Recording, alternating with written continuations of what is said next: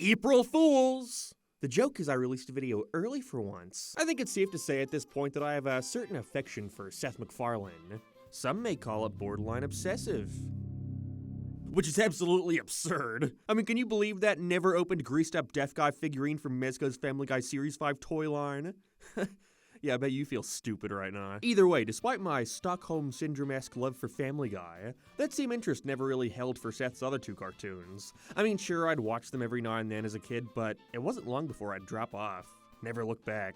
In the case of Seth's second show, American Dad, that was clearly the wrong move, as when I went back and marathoned the entire series last year, I find myself really coming to appreciate it and what it did to set itself apart from Family Guy, completely understanding why many people outright prefer it to Peter Griffin and Brian Dog. However, that's not the only show Seth MacFarlane created. No. In fact, his third and final cartoon, a spin-off of Family Guy, I think will go down in history as one of the least successful things the man has ever attached his name to. Like American Dad, despite not taking off nearly as much as Family Guy, is still on the air to this day.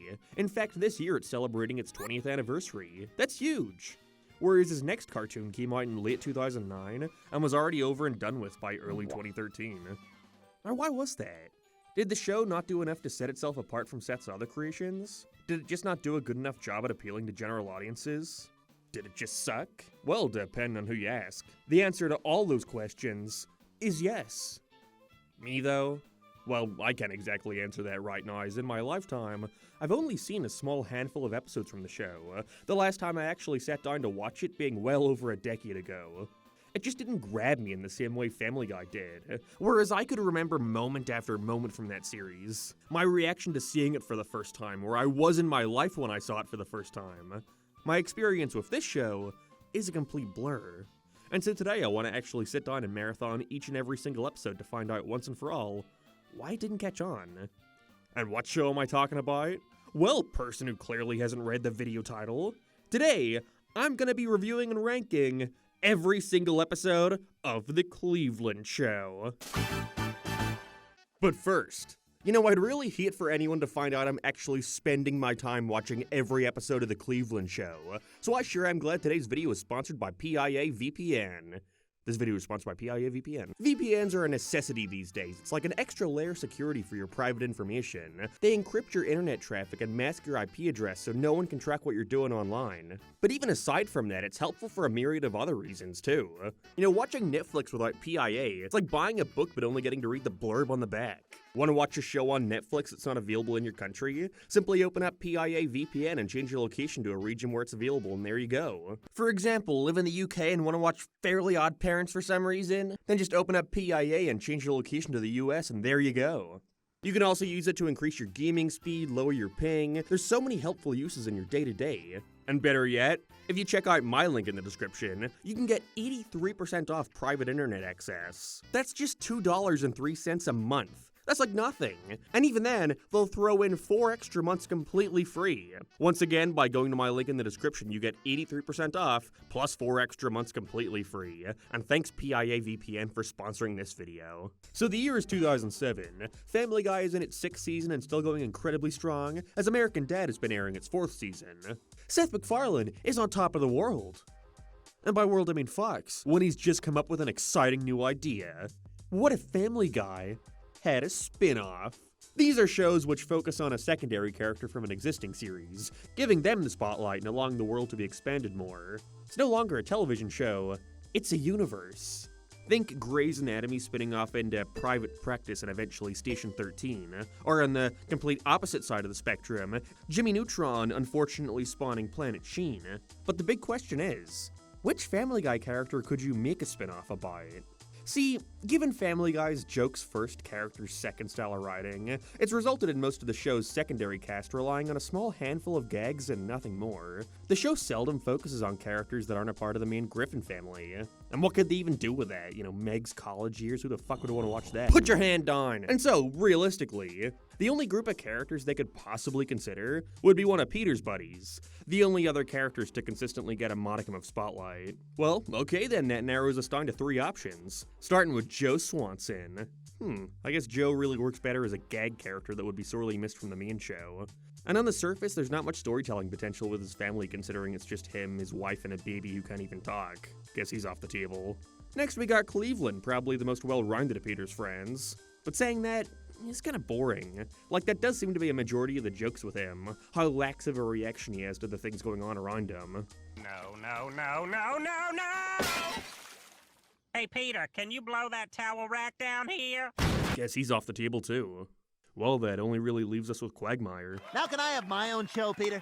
Quagmire, you're a Realistically, Cleveland was the obvious pick, even if his character is by far the least interesting of Peter's friends. But in a way, I think this was the smartest move they could have taken. Because Cleveland is so boring, because Cleveland is arguably the least memorable of Peter's friends, realistically, there's nowhere to go but up. Try to give him more of a defined personality, explore his life. And better yet, he already had the perfect excuse to leave. With Family Guy featuring an episode in which Cleveland and his at-the-time wife Loretta get a divorce, it gives him the brilliant setup of having him move out of Quahog to start a new life, right back in his hometown with a new family. And so that's exactly what happened, with Cleveland being absent from Family Guy for 5 whole seasons. Also, I don't know if you've ever noticed this, but Cleveland is black. You're what? John, how come you didn't tell me you were black, you lying son of a b****? So now this allows the team to write stories from a different perspective, lean more into portraying plots about African American culture, to make a black sitcom created by 3 white guys, starring a man who is not allowed to voice the character anymore. It's a recipe for success. Unfortunately, there's another aspect to television spin-offs I failed to mention. They are rarely, if ever, equally as popular as the original show. And so the Cleveland show was unceremoniously cancelled after only 4 seasons consisting of 88 episodes. Not bad, all things considered, especially nowadays, but again, just look at Seth's other shows. Why is that? Guess we gotta finally begin by taking a look at episode 1. And okay, let's get one thing out of the way first. The intro fucking slaps. I think this is my favorite out of all Seth's shows. So no matter what I say about any of these episodes, always remember there was at least 44 minutes out of this entire experience where I was having a good time.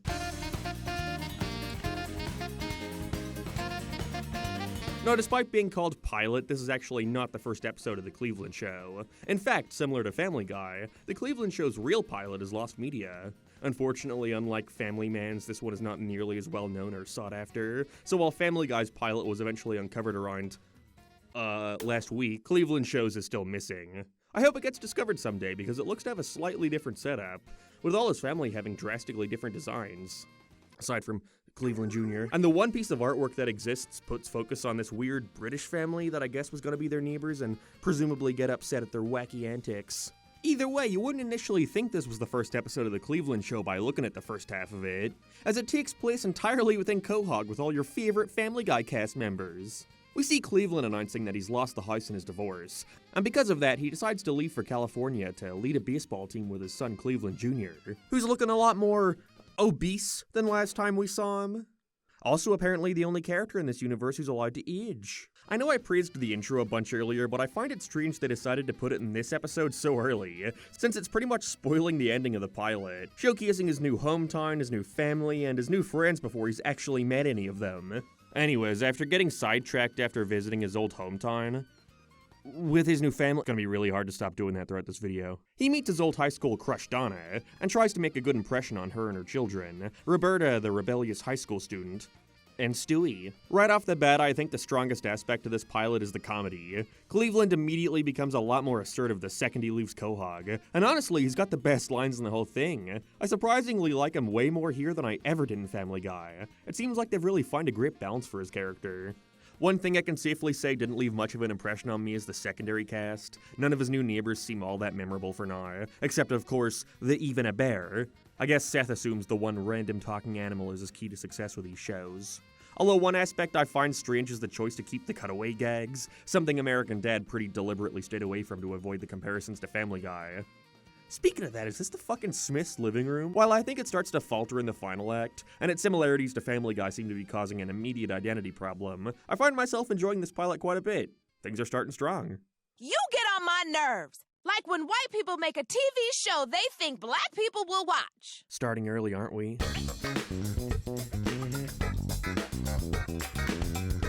Can't believe it's only episode 2 and we already have one of these long-ass titles. One thing I love about starting shows like this is seeing how long it takes them to treat the setup as normal. You know, Futurama began by establishing Fry getting sent to the future, but it isn't until around season 2 for him to stop being so in awe of everything around him, his future life becoming the norm. Similarly with the Cleveland show, I'm curious to see how long it takes before this new living situation for Cleveland and his family starts to no longer be considered new. As this episode showcases Cleveland Jr. getting bullied on his first day of school, and trying to figure out how to fit in as Cleveland Sr. tries to connect with Roberta more during their father-daughter dance.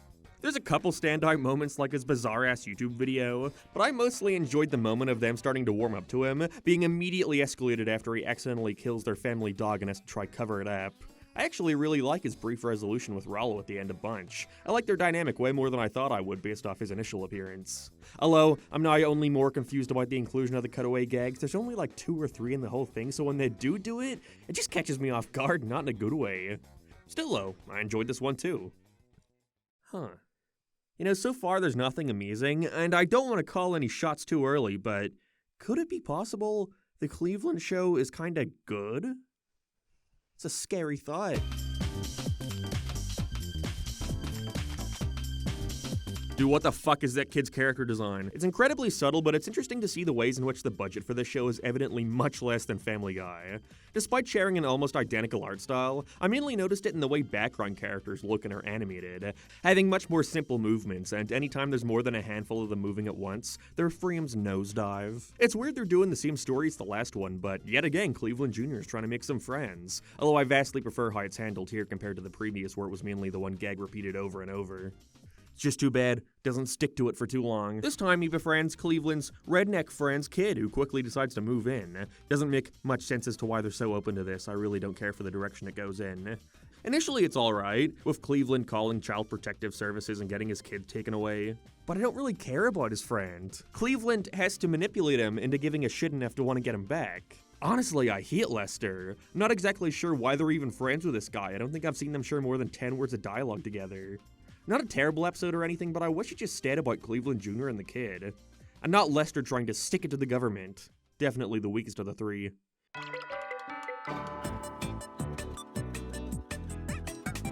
Well, look, in the background, it's the Cleveland R2-D2 from the Family Guy Star Wars specials. You know, I was just about to say I was surprised we haven't actually learned what Cleveland is doing for a job living in this new town. With his new... Thankfully, this one establishes just that as he goes on a job hunt, eventually landing a position at Tim the Even a Bears telemarketing company, who becomes increasingly upset as Cleveland outperforms him in every way. I was surprised to see them explore the idea of Rollo and Roberta trying to help Cleveland Jr. cope with his parents' divorce by allowing him to cry, but it doesn't really get much time to explore the concept. Still though, I think it worked well for what it was. It's nice seeing the two of them show care for their new stepbrother. I find Cleveland reconnecting with his old high school friend Terry a tad underwhelming. They don't really do much with it at the end of the day. Seems like he's only really here to establish Cleveland's new job as a cable technician, where they'll be partnering up for future episodes undoubtedly. But again, this is a pretty good episode. I'm being serious when I say I'm genuinely surprised I'm not disliking this at all. Although it unfortunately peaks early with Cleveland doing a song for a flea market that is so unfunny, but goes on for so long that it somehow turns around and becomes one of the funniest bits of the show so far. Oh yeah, you can find them at the market. We talking about flea market.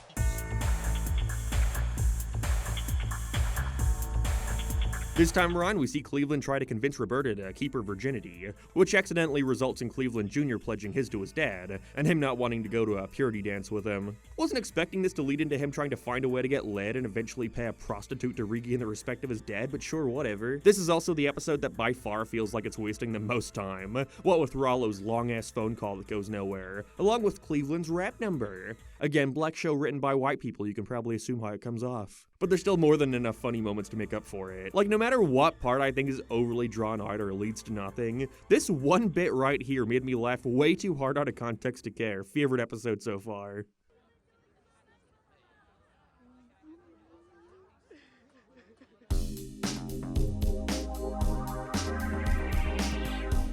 So I decided to start watching the show on Disney Plus because I remembered they own this now. And dude, the episode descriptions could not be lazier. It's Christmas chaos! Take me out to the ball game. There's a little extra love. Like, what does that one even mean? Anyways, they haven't really done much with Donna that isn't a supporting role, so I'm happy to see her get more of the spotlight this time around, as Cleveland becomes upset after finding out she's gone back to attending a group for single mothers despite her remarrying. Oh, I'm a girl. I'm bad at games and math and comedy. It's got some solid gags. This show definitely has a much stranger style of comedy compared to Family Guy, but I find it takes too long to reach that point in Cleveland discovering her secret. Feels like it then has to rush towards its conclusion from there with him trying to get her back in the club. Pair that with a tired story about Rollo trying to help Cleveland Jr. win the big school presidential election that you've seen a million times in every show ever, and you're left with a decent episode overall, but certainly one of the more forgettable ones we've seen so far. I'll get it. You know, Disney Plus lists this show as suitable for 12-year-olds.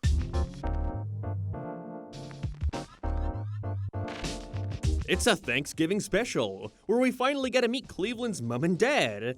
I've been waiting so long! His mom and dad have a rocky marriage that's only shaken up further when he starts to gain feelings for Donna's Auntie Mama, a blatant Tyler Perry's Medea parody played by Tyler Perry. The conflict is, they have a dick. What is Cleveland gonna do? I think this might be my least favorite episode so far. There's not much redeemable about it. I find it meanders around Cleveland contemplating telling his dad for way too long. This is the kind of story that requires the characters to have even the slightest bit of depth, but it's only concerned with telling sex jokes a majority of the time. Doesn't seem like it was worth it either, as it got a huge amount of backlash for, well, this whole character basically, in which Seth MacFarlane responded, "It always distresses me when I hear that the gay community is upset with us, because that's one group of people I hope would know we're on their side." Same guy who let this joke slide. Smack myself in the face with it. Also same guy who did the exact same joke a second time around.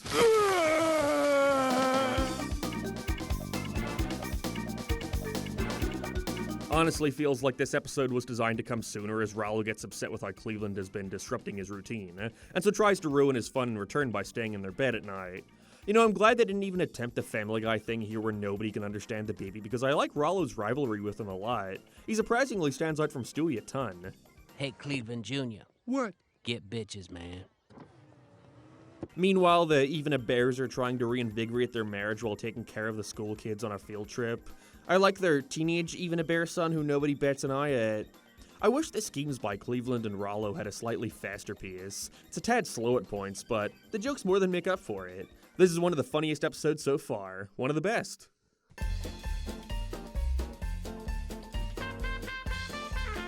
Cleveland ruins Christmas for Rollo by telling him his real dad is a bum, and so now he has to find a way to reignite his love for the holiday by convincing his dad to come and visit.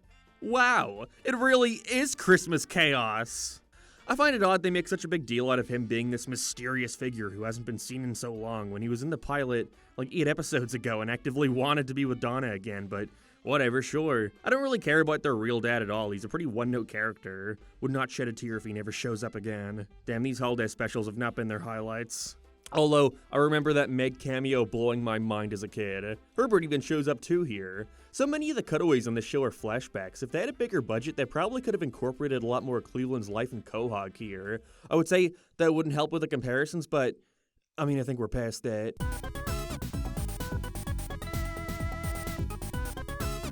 Completely forgot about Cleveland originally leaving Quahog to coach a baseball team, so I was surprised to see it return here, as he attempts to start up a team for Stoolbands High School. Oh yeah, the town he lives in is called Stoolband. You know, it's interesting to consider that the Cleveland show, at least from what I can tell so far, hasn't really had any kind of new series growing pains. Especially compared to Family Guy and American Dad, it seems like they find their style incredibly quickly. That style being Family Guy, but still. You've seen this episode before. The dad worries his son is bad at sports and has to find a way to make him a star player for the sake of his own shame. It's basically just Chicken Little. While that usually isn't a big deal for me as long as the jokes make up for it, so many of the gags in here just drag out forever. There's a bunch of moments in this show that feel like they're attempting to replicate those awkward, overly long bits from Family Guy that go on for so long that they become funny. And while it works sometimes, more often than not they wind up missing for me. Meh.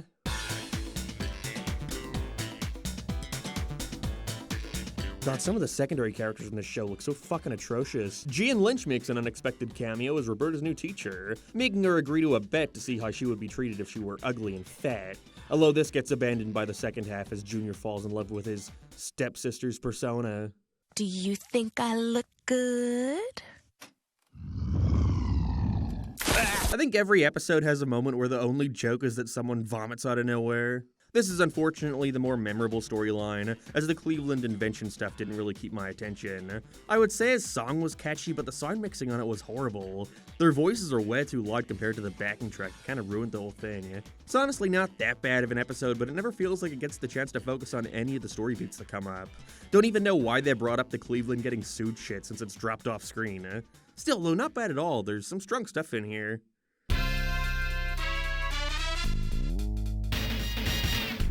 You know, I think I finally realized why I take issue with the cutaway gags in this show. When Family Guy did them, they generally, could not put bigger quotes around the word generally, kept the cutaways to quick 3-panel comic type gags. Basic setup, escalation, and then payoff, bam, back to the Griffins or some shit.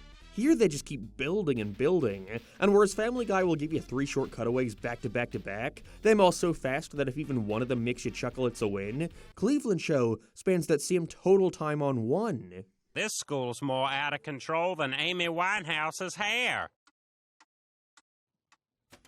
Where have you been? That's it, and the joke. It's absurd enough to make someone laugh. Back to Cleveland, please. You want to know how many seconds are left in this cutaway? Why? Sorry, I had to get that off my chest. This stupid-ass episode is about Cleveland having to help out the gang of troubled kids at school by accidentally convincing them to start selling drugs. The whole joke is that Cleveland, despite not being aware of what they're selling, starts to act like a gang leader, which is actually one of the rare times I would have preferred his old, boring personality. I feel like him succeeding in this business through his kindness and unknowingness would be way funnier than this ultra cool and badass thing they're going for. Not a fan. Hi, Cleveland! Go back to Quahog. Okay, now that feels forced.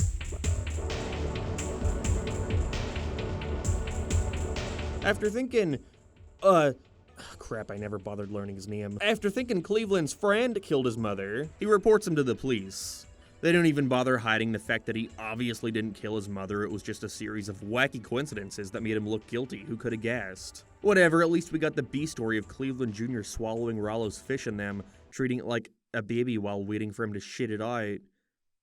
I'm at least glad they don't drag the did he kill his mom thing out too long, and eventually leading to Cleveland having to help set him up with a girl. But then, out of nowhere, she turns out to be abusive, and now he has to learn how to stand up for himself. It's all over the place, but it somehow comes together in the end. It all started with him not being assertive with his mother, so it makes sense why he would end up in a situation like this. I actually liked this one a good bit. I'd probably put it around the middle of the list.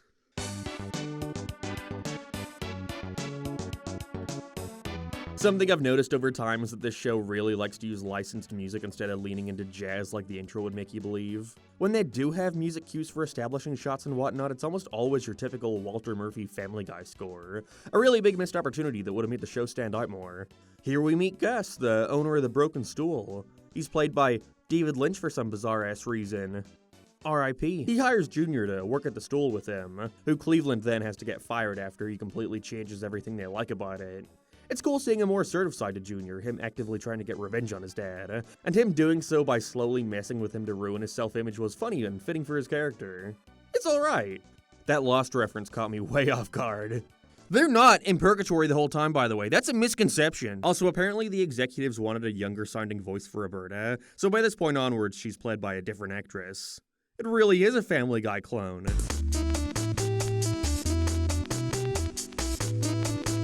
You know, I feel the first season of any TV show should be spent slowly introducing you to the characters in this world over time, each episode showing you something new. But this show, on the other hand, got into its formula so quick.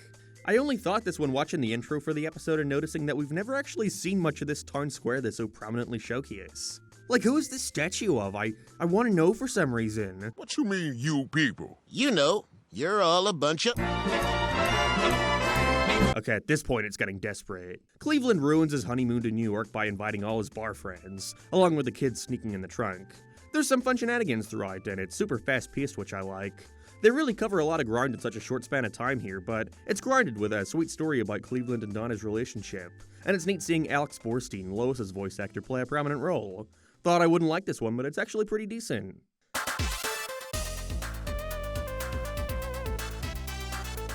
Everyone thinks Cleveland is a hero after defending Donna from a mugger, even though she was the one to defend him. Meanwhile, Roberta tries to take advantage of Rollo after he assumes she's dying from seeing her tampon in the trash. gross. I'm glad they don't drag either lie out for too long, as eventually Cleveland is exposed and has to try and get her wedding ring back. Along with Rollo trying to get Roberta back for lying to him. But I just didn't find it all that funny. There's no real standout moments, and that random-ass sequence of Cleveland playing the saxophone for no reason just didn't do it for me. Again, in this show, if one of those moments doesn't land, then you have to just sit there and watch it for a minute. If anything, I wish they put more focus on Donna attempting to be more docile. They kind of abandoned it by the halfway point. One of the weaker episodes so far.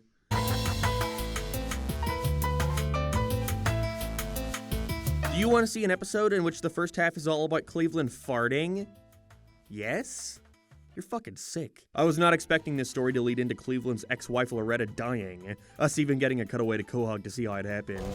It's so bizarre how casually Quagmire just shows up with next to no fanfare. I kinda like it, honestly. I wish it would happen more often. Don't know how they went from an episode about Cleveland farting nonstop to a genuinely interesting story about him having to grieve the death of his ex-wife, showing that, in some way, he still cared for her. I'm so stumped. I fucking despised the first half of this, but enjoyed aspects of the second a lot.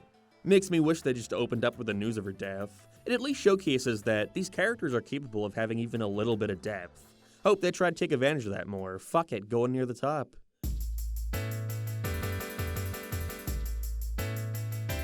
Cleveland and Terry realize they can make a lot more money if they become meal strippers. I wish so much I didn't have to take a pee-pee right now. Meanwhile, Junior starts going out with a girl he likes as Rollo tries to steal her away from him by sabotaging their future encounters. Cleveland getting so much genuine excitement from the prospect of being a pimp is pretty humorous, but people only talk about this one for the eventual entrance of Kenny West, voiced by Kanye West.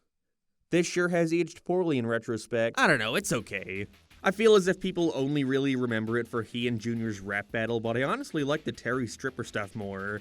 Him eventually realizing he doesn't like to be objectified was not where I was expecting it to go, but by that point it's already over.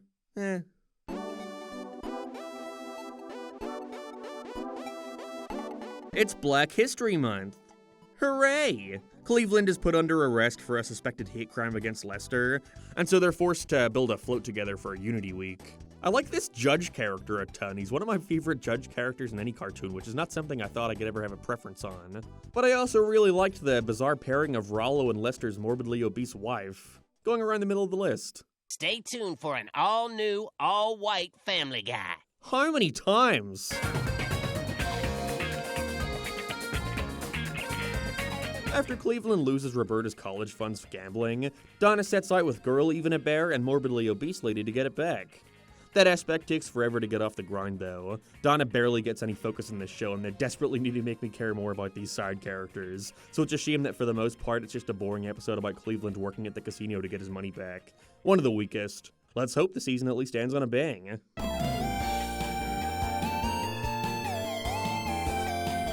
It's so weird what little bits of continuity this show has, as Cleveland Jr. receives a massive amount of money in Loretta's will. Eventually, Cleveland learns that his mom and dad are getting remarried, and now he has to compete with Donna's ex-husband Robert to see who's gonna be best man. It's nice to see Cleveland actually stand up to his dad for a change, but it's a shame it ends up feeling futile in the end. As you know, the next time he appears, they'll be right back to normal. It's a solid finale, though. Definitely does feel like the culmination of the entire series by the end.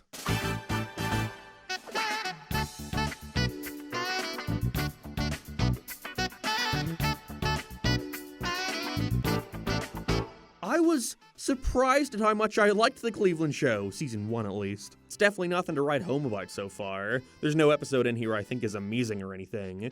But at best, it's enjoyable, and at worst, just a poor imitation of Family Guy.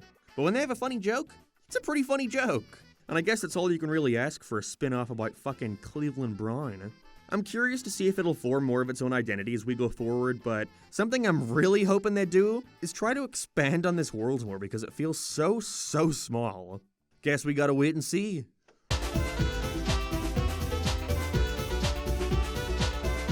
Season 2 kicks off as Cleveland befriends Kenny West. How did they get him back for a second time? After realizing he's homeless, Cleveland allows him to move in as the two attempt to create a hit rap career for him. It's weird that a character played by Kanye West just really isn't all that interesting to me. His personality is so subdued, and by the time their rap career even kicks off, it's so close to ending. All they really have time to do is have Kenny immediately fire him the second his career takes off. Like, Cool, great, what's the point? Not a bad episode or anything, but it doesn't really give me any confidence in this season being anything beyond pretty mediocre.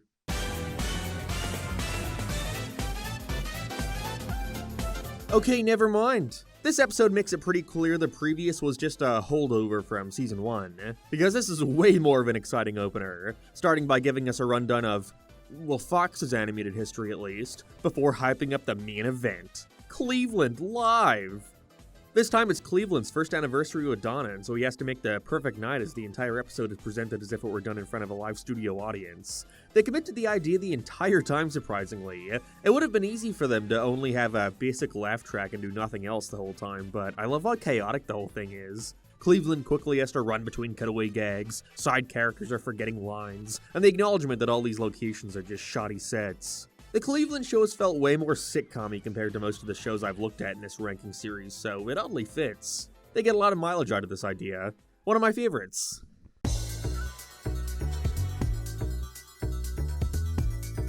Okay, so what if, like, Cleveland was the only character to ever make cutaways because he came from Family Guy and it, like, confuses everyone in Stool Band because they're all from a different show? Would that be funny? I don't know. It's another vacation episode as Cleveland wants to take his family to Africa to regain his confidence after losing a baseball game to Lester. Although they have a layover in Hawaii and believe it to be a more fun use of their time. I want to play Miss Pac-Man. Oh, wop wop. As the show has gone on, I've begun noticing a big pacing problem it has. Some episodes feel like they meander around so much before getting to the actually interesting part of the story. You hear a plot like that and assume they would get there by the end of the first act or something, giving them plenty of time to explore this new location, but no, they don't get to their destination until the 15-minute mark, and return to Stool Band by 18, in which the entire town has gone to ruin since they've left.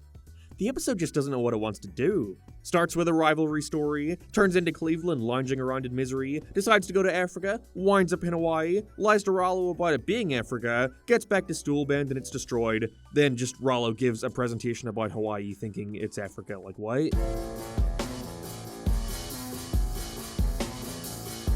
It's a Halloween special, but not really, as it instead focuses on Cleveland trying to reinvent Junior as a popular teenager to lessen the amount of ridicule he receives for acting childish. Even if I wish we had spent a bit more time in the Halloween theming, Cleveland Jr. consistently gets the best episodes of the series. He's easily my favorite of all the characters.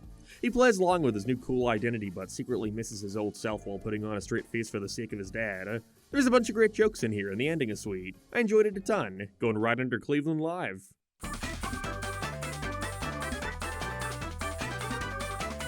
It's another baseball one as Cleveland competes against his high school rival. However, after a star player is injured, he disguises his friend Holt as a student so he can play for their team. Hey, this episode made me remember his name, that's gotta be a good sign.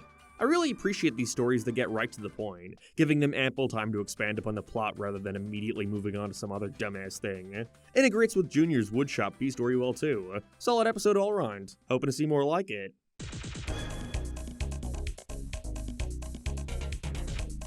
After feeling insecure about their weight, Junior and Lester's wife, Kendra, decide to team up out of their common enjoyment of food. It's pretty much just 22 minutes of fat people jokes. Boy, fat people sure do like to eat. And unfortunately, the other plot isn't much better, with Cleveland almost letting Rollo drown and having to do whatever he says in fear of him telling Donna. A couple small gags caught me off guard, like the interviewer consistently pointing the microphone away from his face, and Cleveland solving his issue by threatening to drown Rollo. But aside from that, this episode is pretty bad. Probably the worst of the show so far.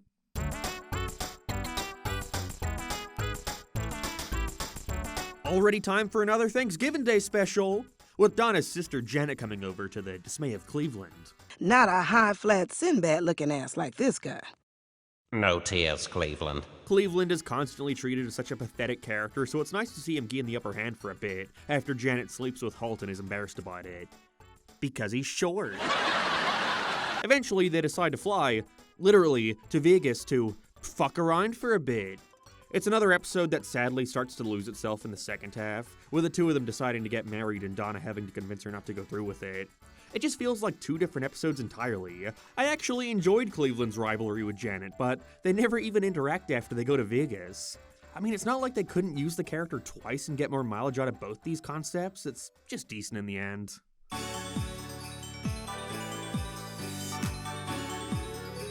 And another Christmas special, focusing yet again on Rollo and Cleveland. Rollo lets an old man from their retirement home move in with them, which I find charming. I'm a sucker for episodes where someone bonds with a sad old person. Well, on the complete opposite side of the spectrum, Donna has to train Cleveland to fight his dad for Boxing Day. I'm not sure why I'm meant to care about Cleveland's parents so frequently in these episodes. They're just consistently one-note jerks. I'm sick of seeing them, honestly. The show has a shockingly limited cast of secondary characters. The Rollo stuff is strong enough to make up for it, but overall I think it's just slightly better than their last Christmas special.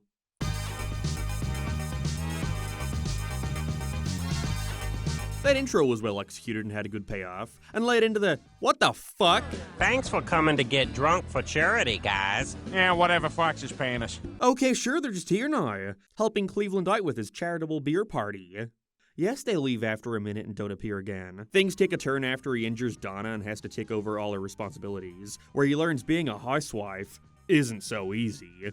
The way they executed the reveal of her faking it was also really impressive. The way this show is storyboarded has been incredibly generic so far, but this one has some standout moments visually.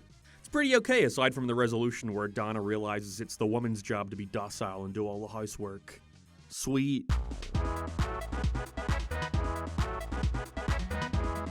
I like this guy at Cleveland's work, Arch, a lot. Feel like I need to mention any time I enjoy a secondary character in this show. Brat Simpson, Spider Buddy, and Family Dudes Stevie. It's so bizarre Family Guy is a show in this universe, but also, like, where Cleveland came from. Donna forces him to spend some bonding time with Rollo, which leads to him becoming a sheep rider and running away with his sheep. It happens a lot more naturally than you might think based on that description. I like this one. There's not a lot to say about some of these. Cleveland attempting to make balloon animals but only being able to make has caught me really off guard. I wish I could show it without getting demonetized. This time around, Donna is trying to bond more with Roberta after she struggles to balance being her mom and being her friend. Just kidding, that would require the show to not focus on Cleveland, which seems impossible for it to do, as it eventually leads to Cleveland being forced to take care of her while she tries to run off with her new boyfriend. It's pretty good. This show doesn't have much in the way of action, so the car chase was an exciting finale. Glad to see the season has been picking up as we approach the second half.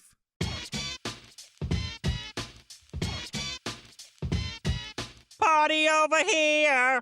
Oh, that's nasty. Damn, he really doesn't say that anymore, does he? Was it really that common for schools to have classroom pets? The most I ever had was being able to take home the classroom stuffed animal. God, that's sad. Anyways, even a bear gets promoted as the new boss of the cable company, in which he becomes a massive prick. And so it's up to Cleveland to get him demoted by threatening to no longer be his friend. The B story where Rollo tricks Junior into doing a bunch of stupid shit doesn't really add anything, but I find the main plot doesn't have to make up for it. One of the weaker episodes of the season, but there's been worse.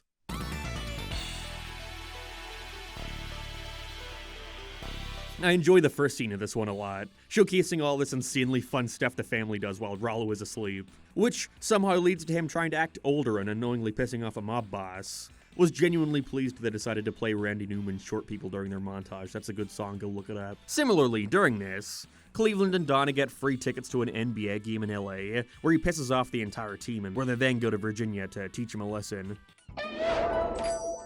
This is the greatest city in the world! A majority of this is just making fun of short people for being short. And I don't know, it got a tad old by the end. Still though, there's some good stuff in here, going around the middle.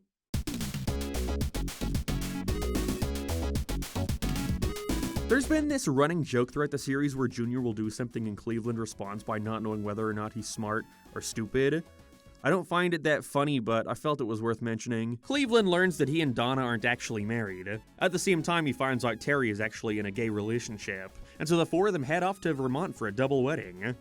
Once again, I just find it comes in way too late.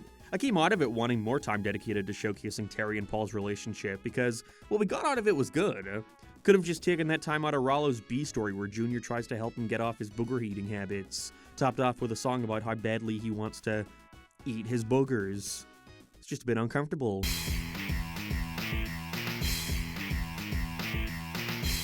It only took us until the end of Season 2, but we finally get a greater look at the town these characters live in, as Cleveland is hired by the Preservation Society to save the local park, before finding out their founder had slaves. I find the whole Civil War reenactment a strange direction to take it in, and it's sadly not very entertaining. He just tries to make it so the Confederates lose their reenactment of the battle, but like, why does that mean anything? Why is this the story they chose to dedicate a whole 22 minutes of? There's no B-plot to speak of. Do that with more interesting ideas, please.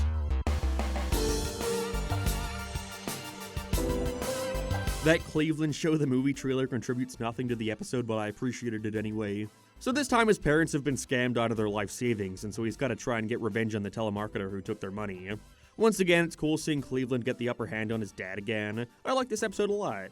The joke about the show's animators was definitely the highlight. One of the funnier ones in recent times. Going near the top.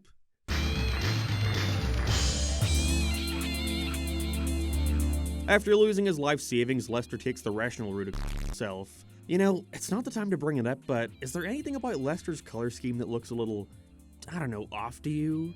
I feel like it's the blue of his jacket next to his weird, dirty blonde hair and, well, his skin, pretty much every aspect. He just looks weird. I enjoyed Rollo's barbershop subplot for what it was. It's cool that they added the continuity of him still hanging out with that old man from the Christmas special. Again, they're consistent about the weirdest things in this show. This is another good one. Glad they didn't save the reveal that Lester actually faked his death to the very end. It's very well paced for a Cleveland Show episode.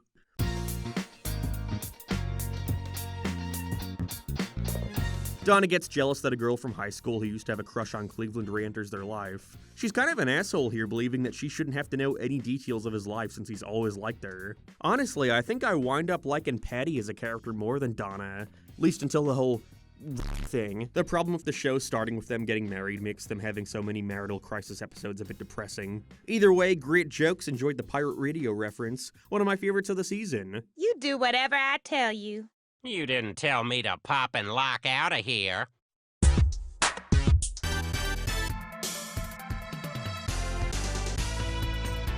Cleveland befriends NFL star Barry something, where he's made uncomfortable after he kisses him. I think this is the first episode where I have literally nothing to say. It is extremely dull. The kiss literally serves no purpose in the grand scheme of things. Next. Cleveland and the returning Robert compete in the Cool Olympics after he finds out Junior thinks Robert is way more cool than him. Turn around and make it clap. Beg pardon? Oh, no, that's a dude, man. I'm up out of here. See y'all, man. I'm gone. I'm shocked this one actually made me like Robert slightly more, although I suppose there was nowhere to go but up. I really appreciate them doing more episodes without a B story. They benefit a lot from that added time. Some good visual gags too. Going near the top.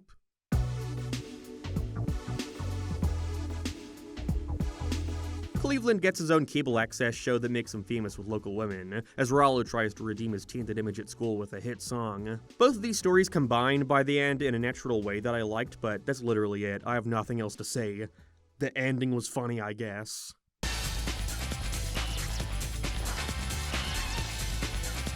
Season 2 comes to a close as we see the family head to San Diego Comic-Con to premiere Cleveland's new comic book.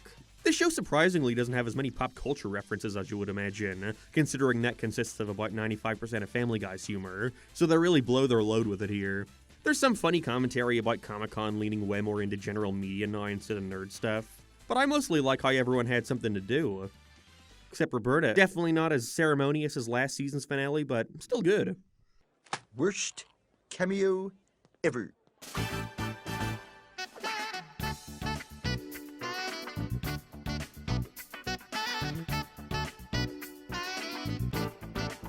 Overall, I'd say this was worse than Season 1, but not by much. The show still remains fairly consistent in terms of quality, said quality being a light 6 out of 10.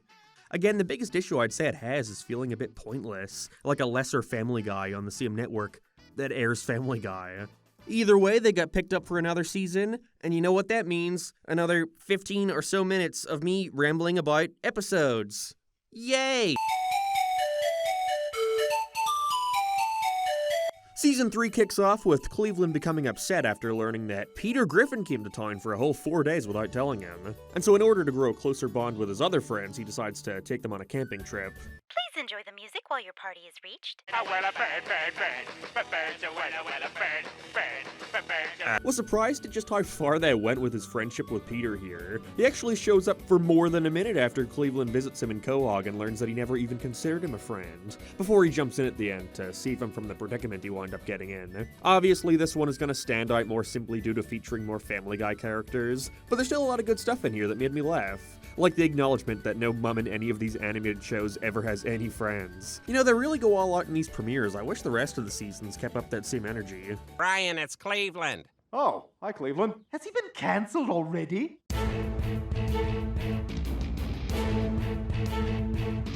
Oh wow, one of the rare episodes I've actually seen. This was a part of Fox's plan to increase ratings for their 3 Seth MacFarlane shows, by having them all feature episodes taking place within the CM Storm. You think a full-blown crossover would have resulted in more excitement. Then supposedly after that it'll go to American Dad Town. You know, it's interesting. Cleveland Show's special feels like a combination of the other show's approaches, focusing on the town-wide panic from American Dad, and the family getting into a massive argument from Family Guys. Although instead of one of the kids realizing they have to accept getting verbally and physically abused by their parents, here the family finds out that Junior doesn't believe in God and have to try convert him.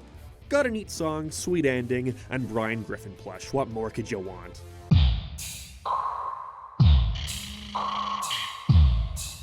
Halloween special number 2 here as Donna forces Cleveland and Rollo to stay at a haunted house to get over their respective cowardliness, which eventually blows up in her face as his co-worker attempts to come into his home to kill the rest of his family. Roberta's Twilight storyline was seriously dated. They've made a million Twilight jokes in this show so far. I have no clue what their fascination with it is. I forgot how massive that trend was. Should I just get it over with and make a video going over every Twilight movie? Would that be worth it? Would I want to kill myself? I find this to be the funniest episode in a long time. There were multiple jokes that made me laugh out loud. I don't know what happened, but so far, Season 3 has been incredibly strong.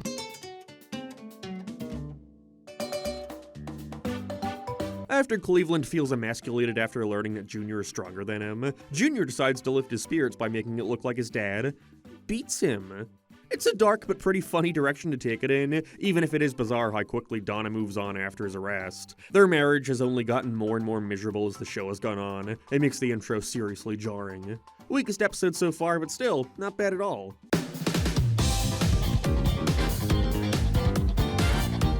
Cleveland infiltrates Donna's women's support group to convince her that he's actually a great husband.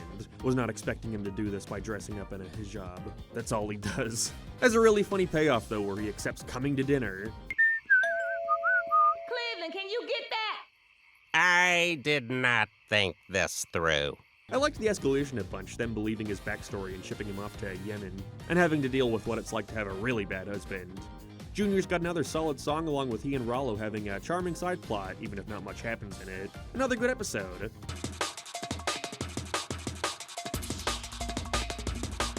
Rollo becomes jealous of Murray's new old lady friend as Donna forces Cleveland to go to the gym to lose some weight. This is definitely the weakest of the season so far. I did not care for it at all.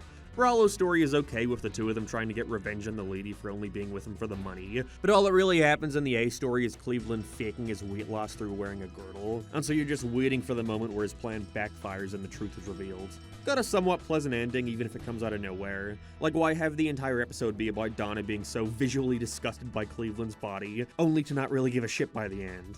I get what they were going for, but it was not executed well.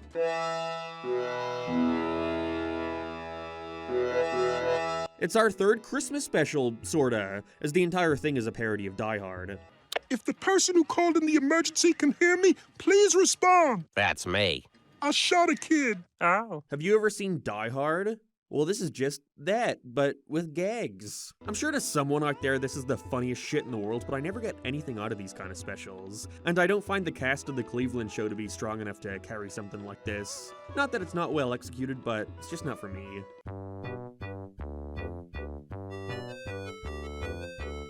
Cleveland is, once again, trying to help Junior with his girlfriend troubles. However, once he finds someone, Junior ends up marrying them to prevent them from being deported. I'm honestly really happy they didn't go with the easy conclusion of having it be revealed that she never actually liked him, but no, things end in a really sweet way. Another favorite of mine right here. Also, the writers have definitely started realizing Kevin Michael Richardson has a wonderful singing voice, because the amount of songs he gets here is rapidly increased. Is there room on that futon for Mrs. Cleveland Brown Jr.?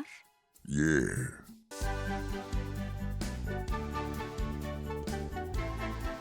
Things surprisingly pick up right where the last left off.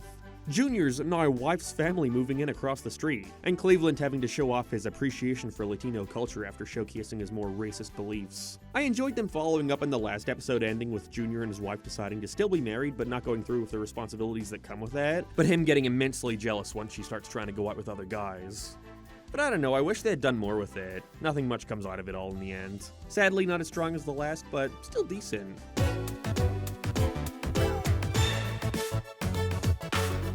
Okay, this one's just weird. It's the yearly Dancing with the Stools, and with Donna wanting to win against Cleveland's parents, she takes Junior in as her partner, which makes him try to take over as her new husband. Ugh. Look at me go.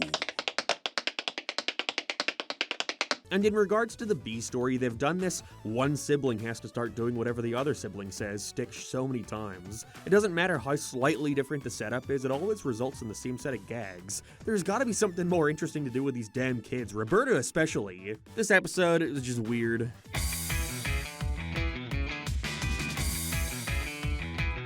Cleveland starts taking all the credit for Rollo and his magic act. It's not very entertaining. Nice ending though. Wish the episode surrounding it were better.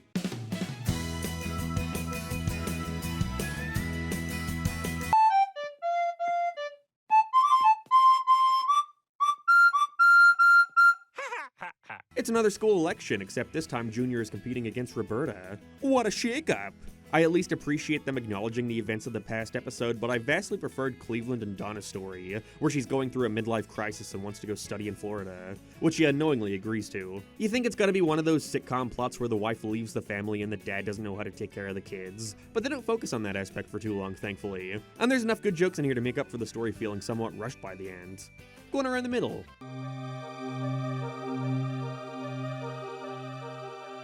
The Browns are trying to go to a cruise, and so Cleveland has to take an excessive amount of energy supplements to build up enough work leave, eventually leading to him getting addicted and being sent to rehab. Sex with my boss's car. I huff propane. They go so hard showcasing his addictive personality in the first half that it kind of causes you to forget why he even needs to go to rehab in the second, where he pretty much just reverts back to normal until the last minute. Creates a real disconnect once he gets abducted by Somali pirates and has to try escape to the cruise and warn them of their approach. It's okay. I imagine if this one came in Season 2, I probably would have put it higher on the list, but there's been so many great episodes so far that I'll probably forget to even watch this one in, like... Wait, what episode were we talking about?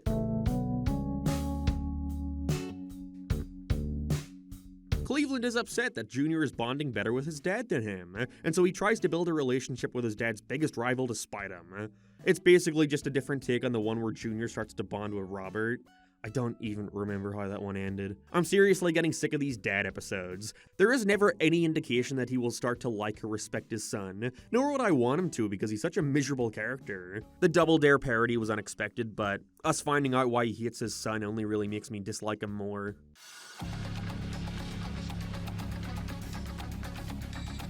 It's the ever-topical Justin Bieber episode that was so popular to do at the time, where Cleveland is labeled the whitest black man in America after dancing to one of his songs. And so now he's got to learn more about his heritage in the most stereotypical way possible.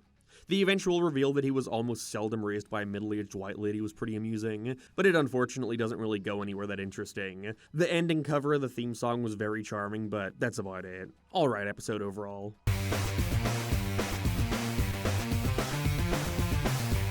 I was worried this one would peak in the first couple minutes where Cleveland doesn't cover a Mad World while going through his daily routine, but thankfully this is one of the better ones of the season, even if it does revolve around an incredibly dated dubstep remix. I wish it got to the point a tad sooner, where Cleveland's new producer is attempting to take over his life. But I find the conclusion fun, where he shows the guy what his life is actually like, which completely turns him off his plan. Came full circle from the opener in a clever way.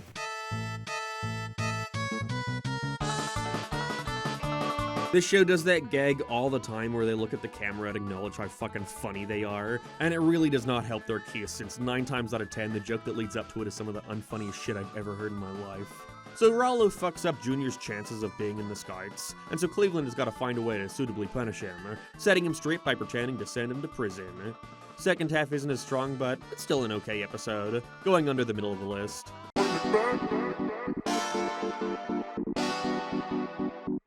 Cleveland tries to get in with his old college fraternity, as Rollo tries to help Junior get over his stuffed animal Larry. I didn't really care for it, and none of the jokes made me laugh. I nothing else to say. As Junior competes for a choir girl, Don, his ex-boyfriend, returns from Iraq, upset to find out that she's now married. It's got some good music from Junior, but I find it takes away from the main story too much. There's not much time to explore this concept, it takes such a strange turn in the end. Which is a shame, because I like this guy's character a lot. Okay, I'm gonna be straight with you guys, okay? This show is getting kinda old. I don't know why I did this to myself for April Fool's Day, I'm the only one getting fucked with in this scenario.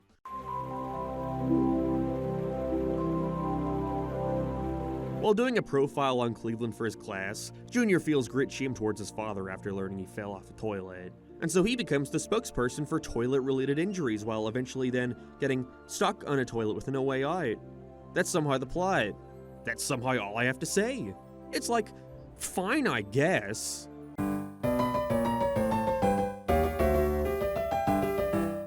After remembering that she was abandoned at birth, Cleveland decides to hire an actress to pretend to be Donna's mother, who decides to become a freeloader, taking advantage of her generosity and eventually dying. I'm glad they don't string this out until the very end, his lie getting revealed halfway through and getting kicked out of the house, where he winds up meeting her real mother. I like the ending here a lot, where she finally gets to talk to her mom without knowing who she truly is, before finally getting the reveal. I wasn't expecting to enjoy this one so much. Certainly picks up in the second half.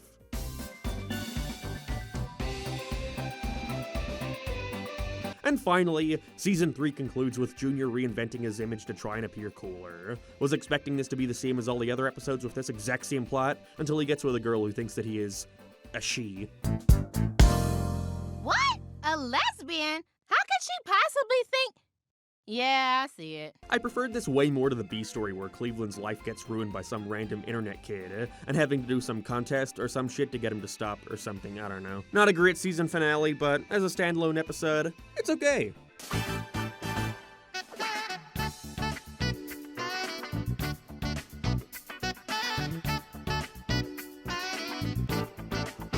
This is the best season of the Cleveland show yet, but that's not exactly saying much. There's a good handful of episodes in here where I couldn't tell you a single thing that happens in them and I just watched them. But the handful of good episodes in here are really good.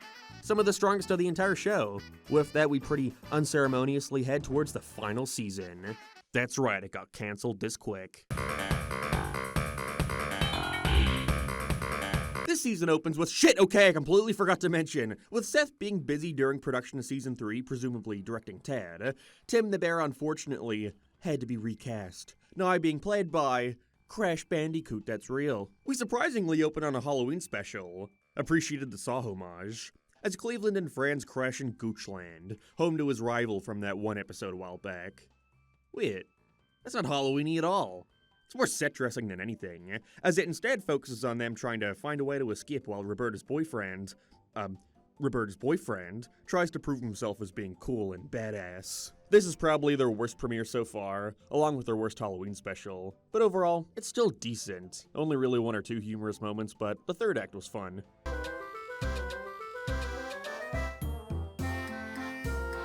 Kenny West returns, presumably for the final time, with Cleveland finding out how successful their hit was from back in Season 2, and so while sneaking into his mansion to steal the trophies, he finds evidence to suggest that he's actually a member of the Illuminati. They always choose the worst, most cliché stories to give him, as he has to betray Kenny by trying to ruin his career.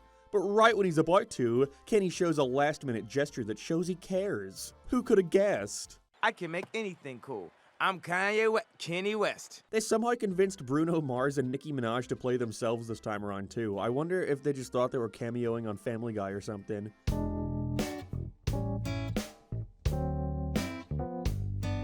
Out of the way! They're late for a plane! Swear to God you're not a terrorist. I swear to Allah. Go, go, go! Thanksgiving special number 3 or 4, can't really remember at this point. The show's rotting my brain. Cleveland and friends open up a bar in the airport and have to make it a success or else feel the wrath of Gus. He's the bartender in case you forgot. David Lynch. They kind of abandon this by the end when Cleveland drunkenly takes off on a plane to escape his responsibilities, and Rollo and Hult's B story isn't anything all that special. But thankfully there's a ton of great jokes in here to make up for it. Somehow the best of the season so far.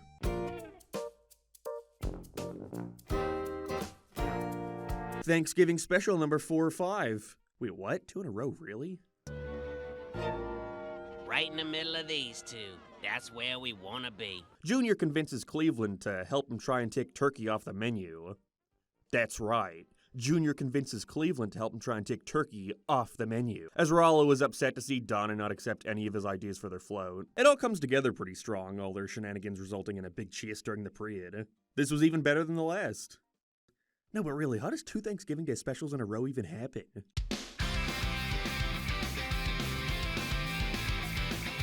Donna is upset to learn that Rollo is no longer a baby, and so she and eventually Cleveland decide to have another. Money. Therefore, no play. What demand he owes? Well, your trailer, for one. He eventually does find out she's pregnant, which worries him as earlier he finds out that's not something he's capable of doing, which both of them already knew about, and so the whole thing is them playing along with the entire charade for the length of the pregnancy to see who will crack first. I wish it didn't have that boring Annie subplot attached that feels entirely pointless. Feels like there was a lot more mileage they could have gotten out of this idea. In the end, it just winds up being decent.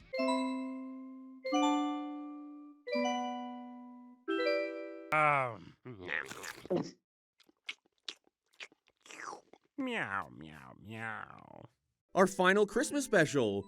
Unless they decide to have 2. Roberta gets a job as an elf at the mall where she tries to help Kendra get hired as Santa Claus, which is her dream for some reason, as Cleveland pretends to be homeless for free food. What a prick. The joke where Tim can't call him out on this out of fear of mistaking another black person for Cleveland was hilarious, and I liked his song, but the rest was pretty underwhelming. You know, it's bizarre that their holiday specials rarely have anything to do with the actual holidays for the most part.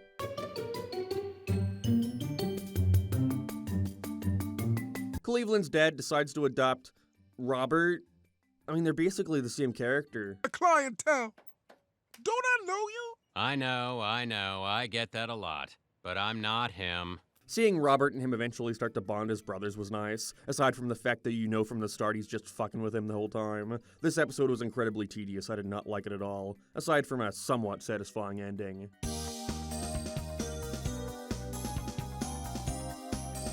This one jumps right to the point as we see the Cleveland show adapted into a series of different cultures. And by series, I mean 4. I had assumed they would have shaken up the art style a tad between each version, but I can't imagine they had the budget for it at this rate. They were not doing well in the ratings. Really, it's just a set of storylines that focus on stereotypical Mexican, Italian, German, and Japanese stuff. Neat idea, but they could have pushed this a lot further.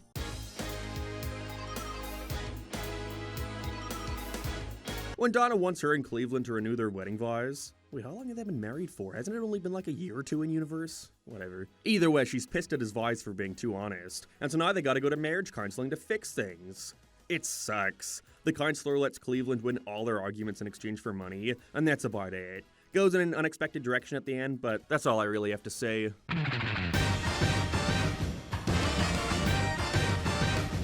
More Cleveland's dad! Hooray! This time he's yet again upset his wife, in which, yet again, he has to make it up to her by trying to win her back after she runs off with George Clinton, the singer behind a song in Trolls World Tour, what? I like Junior's dumbass Office B story way more, and it was also boring. Nice seeing a more sympathetic side of his dad, but that's all I can say. Song at the end was just horrible. God, if things keep up like this is gonna be without a doubt the worst season out of the 4.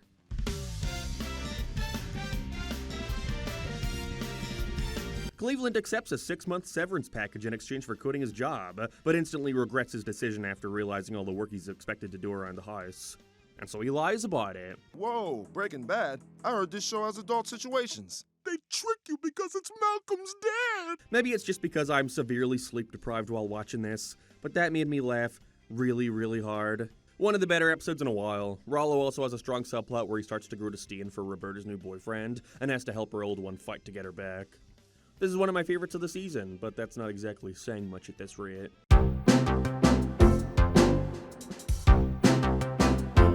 That title is funnier than anything in the actual episode. Rollo, why would you throw away all your art, even our family portrait? Okay, except that Rollo is upset upon finding out he sucks at everything, and Donna has just been faking his brilliance, as Cleveland and friends try to reignite their friendship by breaking into an abandoned theme park, and get stuck on one of the dangerous rides. Both plots come together in a satisfying way. I'm getting quite tired of this show. I'm very glad it did not go on for 300 episodes like the rest of the shit I look at.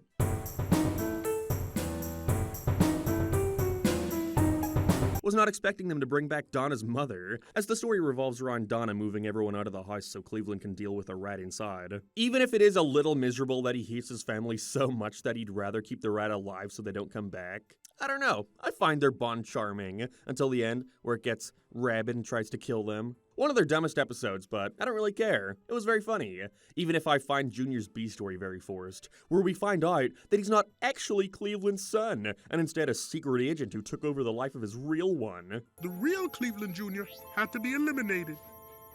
I'm Tiger Woods. I'm Tiger Woods. If only people cared more about this character to be upset about it. So Donna doesn't want Cleveland's help in winning the school election. How do they come up with this stuff? The whole hangover angle was interesting, but it comes in way too late to have any meaningful impact on things. Super forgettable one here.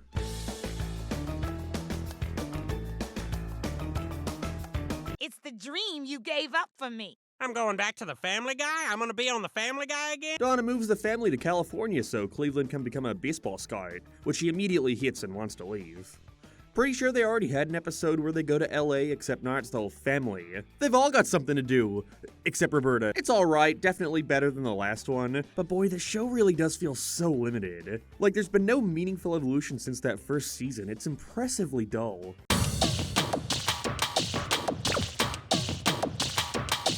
It's their big murder mystery episode, as Cleveland believes he's responsible for the death of his boss's wife. They do a solid job at setting up a bunch of different rivalries throughout the first half so you don't know who it could have been, with Rollo Jr. and Cleveland's dad now having to prove his innocence. There's a lot of great jokes in here. I enjoyed this one a bunch. One of the best in ages. Cleveland attempts to get his lonely doctor, also no longer voiced by Seth MacFarlane, to reconnect with his old friends who want to kill him. It's weird that they've done 2 episodes so close together about one of the show's major characters having actually been living a lie this whole time, but thankfully it isn't left until the end like in Junior's. It's a decent episode. I have bad news. Oh, I'm dying! Oh, we're canceled! It's one of them! I don't know how to tell you this.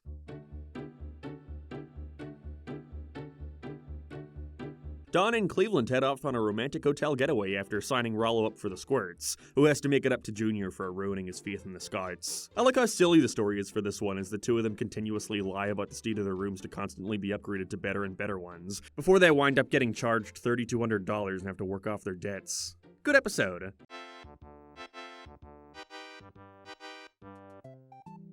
Rollo is left alone in Robert's house for a few days, and so he's got to learn how to fend for himself by befriending a group of bad kids who eventually want to steal all his friends' stuff. The B story where Cleveland and friends just hang out at the graveyard was bizarre and didn't really go anywhere. This is a pretty mediocre one aside from a sweet ending. Only 4 left, thank Christ. Cleveland moves back in with his mother and father while Donna deals with Rollo's lice by shaving his head, which makes him a laughingstock at school. Nice having another episode showcasing the bond between Rollo and Junior as he tries to keep him bald to continue hanging out with him, but I didn't find anything here all that funny. I can't believe they made a Leroy Jenkins joke in this show and on Family Guy.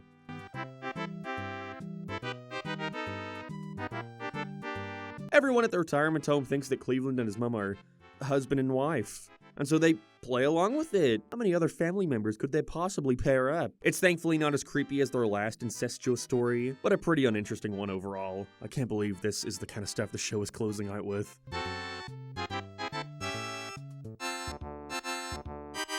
Cleveland finally starts to bond with his dad. Really, that's what we're doing? Anyways, he learns that this is only because of a series of pills he's been taking that's been messing with his brain, and so he's got to compete against him in a low rider contest to prove he's cool or something. Decent ending compared to the other past episodes with his dad, but that's all.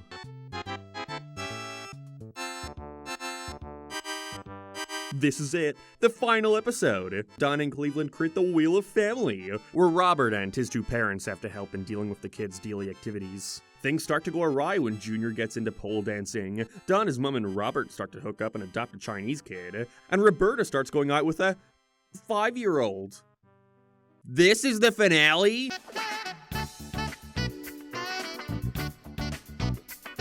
What a bad season, like truly bad. It feels like they had already run out of steam, which you may think, well dude, it's like 80 episodes in, of course they're gonna start running out of ideas. But for comparison's sake, other similar shows like The Simpsons, Family Guy, South Park, at the point of their 80th episodes, were arguably in their prime, whereas Cleveland's show felt done about before it even began, really.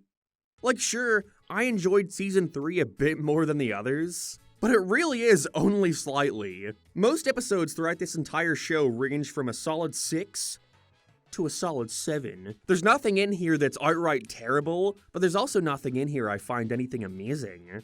And I think that is the show's biggest issue, is leaving no impression on me as a viewer. Again, this airing in the same block as Family Guy did not do it any help, because in the end it just seems like a weaker version of that show, so why wouldn't I just want to watch that show? Either way, I do still have to rank every single episode, even if the increase or decrease in quality between them is so fucking slim. But with that, let's start at the worst episode, number 88.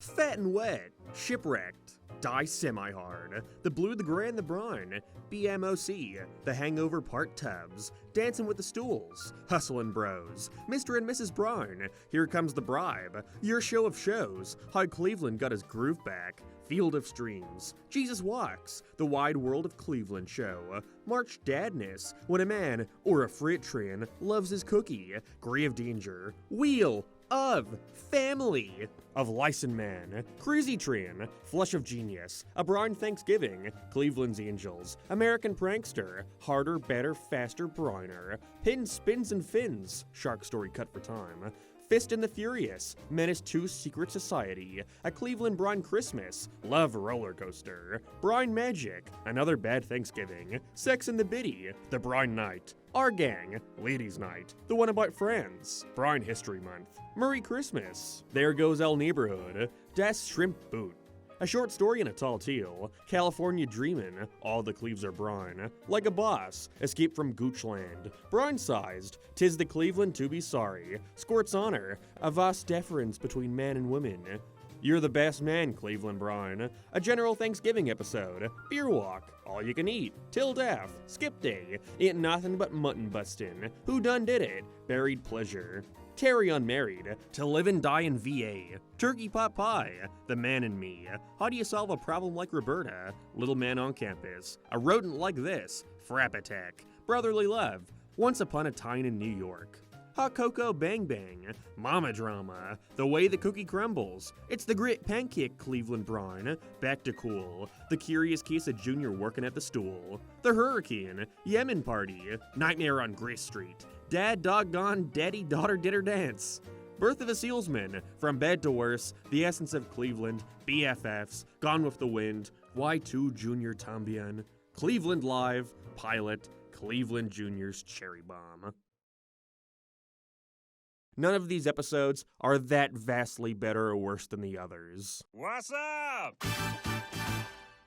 Oh, hey, Cleveland. Wait, don't you have a show to do? Oh, that's right. And with this, the Browns officially moved out of Stool Band and back to Quahog. Cleveland taking his new family with them, who have gone on to done next to nothing in Family Guy. They had a couple speaking roles at first. Don is usually the one to get the most speaking roles, along with Cleveland Jr. occasionally. They had an episode where Peter shot him, I recall. Don now hangs out with Lois. Rollo stands around. And Roberta, I believe, hasn't even spoken a single line of dialogue. The experiment was over. The Cleveland show had failed.